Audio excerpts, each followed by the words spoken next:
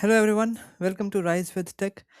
This is the second episode, and in this episode, we will learn about how to set up a coding assistant, which is Claude Code, and how to create your first code apps. So, let's dive in.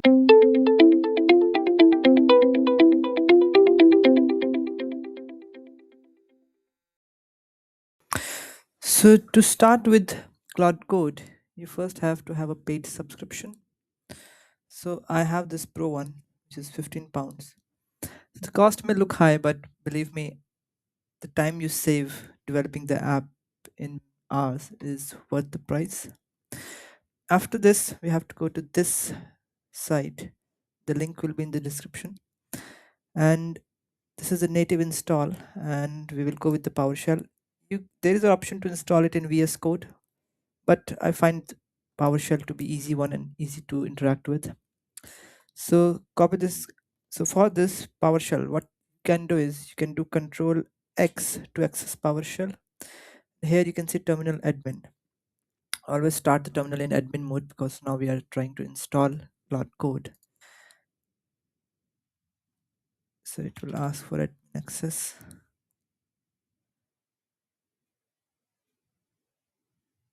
So this is how PowerShell looks like. Or what you can do is you can search PowerShell on your start menu and run it as administrator. That will also open the same window. So you can copy this command and you can run it here. Since I have this already installed, so I won't install it. So most likely it should go well, but in some cases you may face an error like I faced. So then you can go to troubleshoot installation. So the error I faced was the Claude is not recognized. So we will go to fix your path. It says that install directly isn't in your shell's search path. I don't know what this means, but go to verify and go to PowerShell. Yeah. So what you have to do is this is the first command to run. So copy this, run this first command. It should give you some output, a path. So like this one, it gives me a path. So it means everything is fine. In my case, when I installed it the first time, it gave no output. Then you have to run these two commands. This is the first one, and then this is the second one. In the second one, you see here user profile in caps. Replace this with your username of your Windows. So it should have V, but somehow it's saved as GAURA. So replace this in this command, and then it should work fine. After this, what you have to do is you just type Claude, and that will open the Claude code. When you are logging in for the first time, or when you are starting the Claude for the first time, it will ask you to sign into your Claude subscription. But since I've already done that, so it will take me directly to this landing screen. So this is how the Claude code looks like when you first log into it. So now Claude Code is installed. Now we'll look at how to use Claude Code to develop an app. So if you remember from the last episode, we have created a new application, the starter application, the starter code apps, which was this one. We will use the same one and we will develop it further. So this is a starter app, so it's just put together a basic framework of the app. We can use it as a starting point to develop any other app. So first thing which we have to do is first change the name, because in the software world spaces are not a good thing. We'll remove the space, and then what you have to do is just copy its path, because we want this to be our working directory. Go to first project and copy its path. Now we will go to our PowerShell terminal and we will make this project folder as our path. Once you are in this path, then you can launch the Claude. So which will start in this, which will have the context of this project directory. So it will ask me first whether to trust this folder. I will say yes.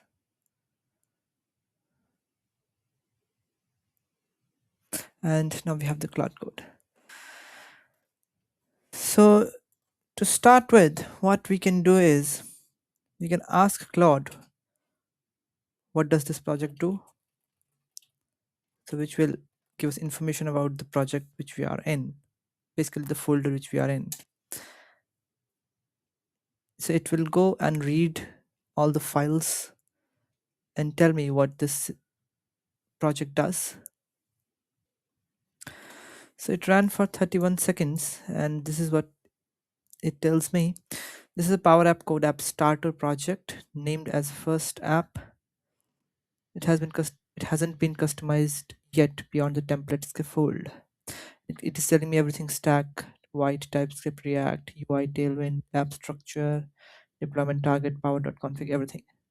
What we can do is we can ask more questions such as explain the folder structure. So if you are like me, like who has never worked on Pro Code, this is really useful. So it took 20 seconds and now we have the output. So it will tell me the structure and purpose of each of these files. So you can see src is application source, main is React entry point, router is for React router definitions, pages, default, root, light dark theme, buttons, UI, dialogues, dark light theme. So all those things it will tell me. Index, white HTML entry point. So isn't this great? And you can also ask what technologies are used in this project.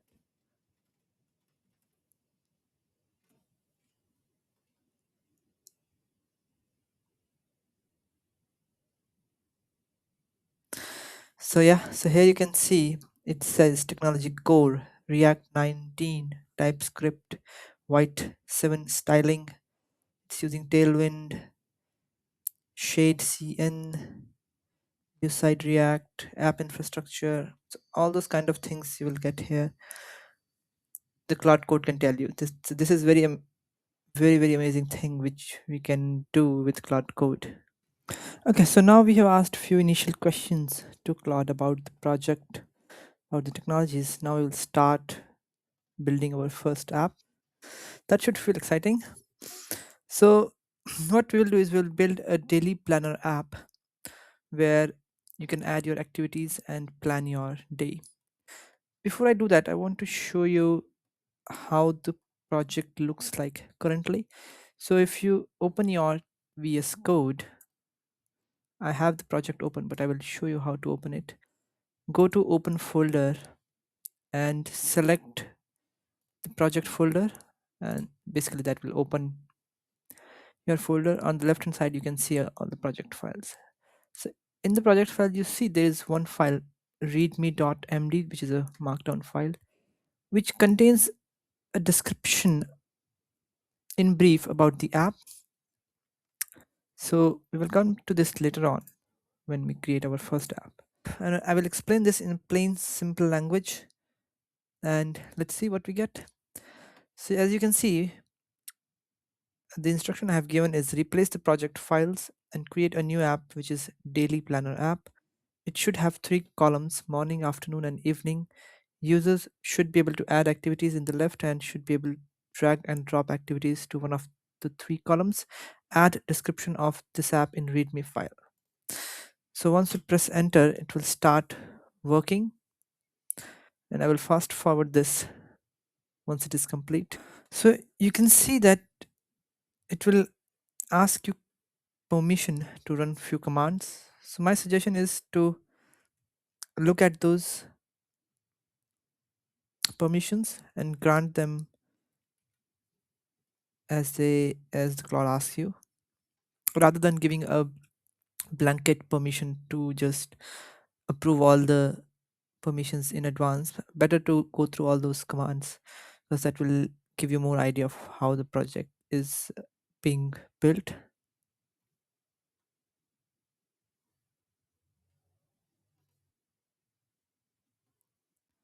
So if you have noticed, while it was running, it asked me to go for git baseline, but then I stopped it there and I said skip the git baseline and just start creating the app, because I don't really want to set up the git right now. So it will keep asking you those questions or permissions, so it's up to you whether you want to allow it to do those things or not. So what I just want to say is that before it creates any files, it deletes any data or runs any command, it will always ask you permission, and it depends upon the person who is operating it whether they want to that step to take place or not.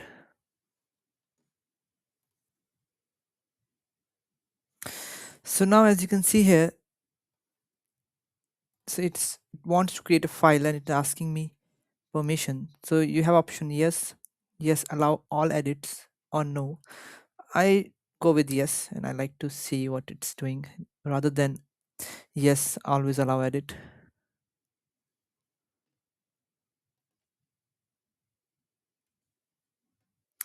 So now it has finished writing all the files. I think it wrote 4 or 5 files, and before writing those files it asked me permission to allow it. Now here it wants to run a shell command and it's asking for permission. So the command which it is trying to run is npm run build. So npm run build is a command which will verify your project files for any errors. So what we will do is we will allow it to run and it will check for any error. So the npm run build command has run, and you can see the build succeeds. Now it is asking me to run a lint. So lint is basically to check a styling error or syntax error in the code, or the code has to be formatted properly with the indentations and everything, so it will check that. Now it has finished running the lint command, and it says that those lint errors were in the pre-existing template, untouched by me, not related to the planner. So things are good. So now it is asking me permission to run a dev server. So you can see npm run dev, start a dev server in the background so that we can check what has been built. So I will say yes. Okay, so now it has finished all the activities and it has started the development server. So meanwhile it asked me few more permissions to run shell commands. So just do yes, because this is a low risk project and there's nothing risky about what we are doing. So as you can see here, now it tells me that this is the dev server is live at this location. Copy this link and just you can play it in your browser. So go to your browser and paste this one, and that should show you how the app looks. So this is our app. Just by explaining the app in 2 lines, it has created this thing. So what we can do is let's see how it works. Gym meetings readings. Okay, so I can drag here. So this is a pretty amazing thing, because if you have worked in Canvas apps, Power Apps, then the drag and drop cannot be achieved in the Canvas app natively. So you have to create PCF components, which is a pro code, to get this kind of behavior. And very nice app which it has built from just 2 lines of instruction which I gave, and it has a light and dark mode as well. Pretty good.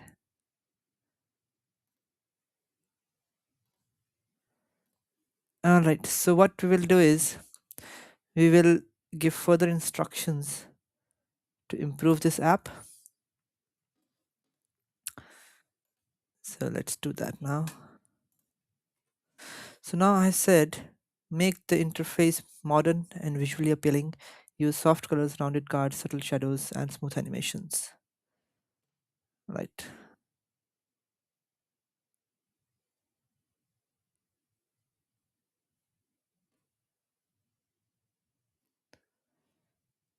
And you can see here that the previous job took 9 minutes and 36 seconds, which is a decent thing because creating this type of app with the drag and drop feature takes a lot of time if we have to do that in Canvas apps.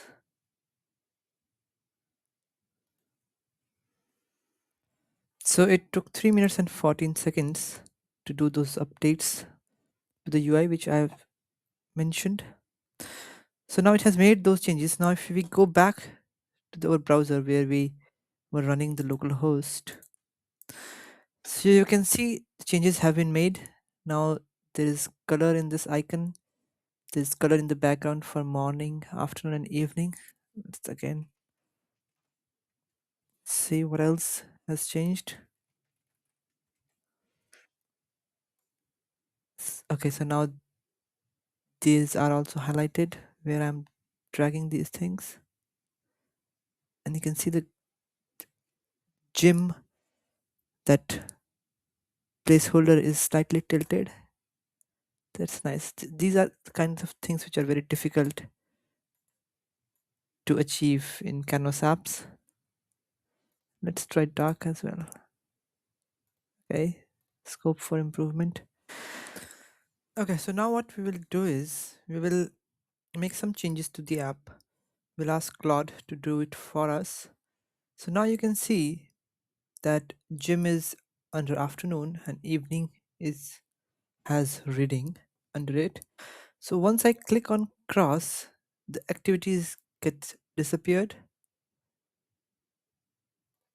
You see, it vanishes. So what I will tell Claude that when I delete it, it should go back to this activities pane on the left hand side. So let's do that.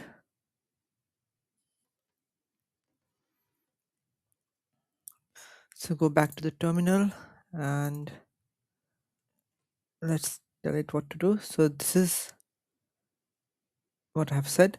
When I delete any activity from one of the three columns, it disappears. I want that on deletion, the activity should go back to the left hand column. And let it start.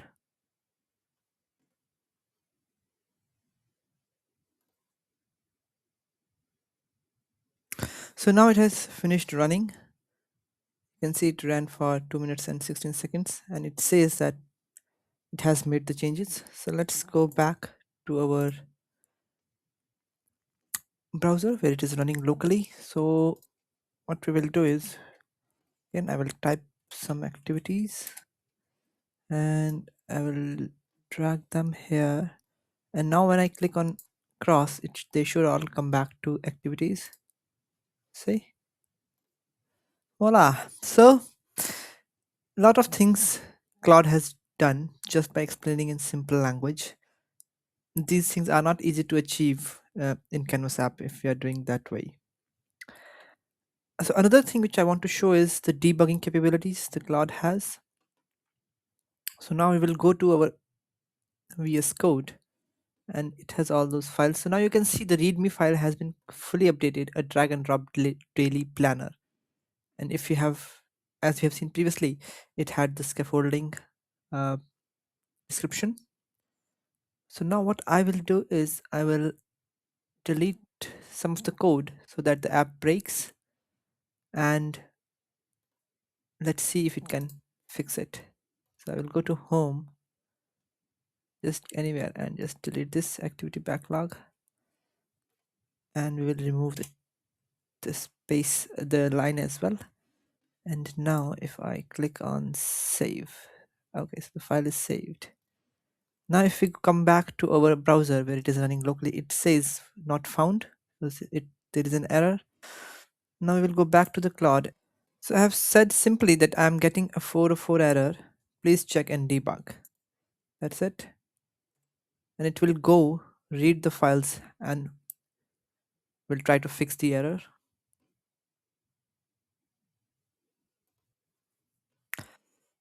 So as you can see here that it found the bug, activity backlog import, which I deleted, and that's what it's trying to fix now.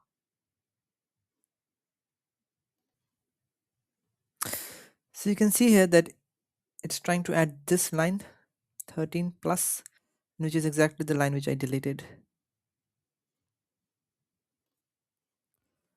Now it has finished running and it says the bug has been fixed.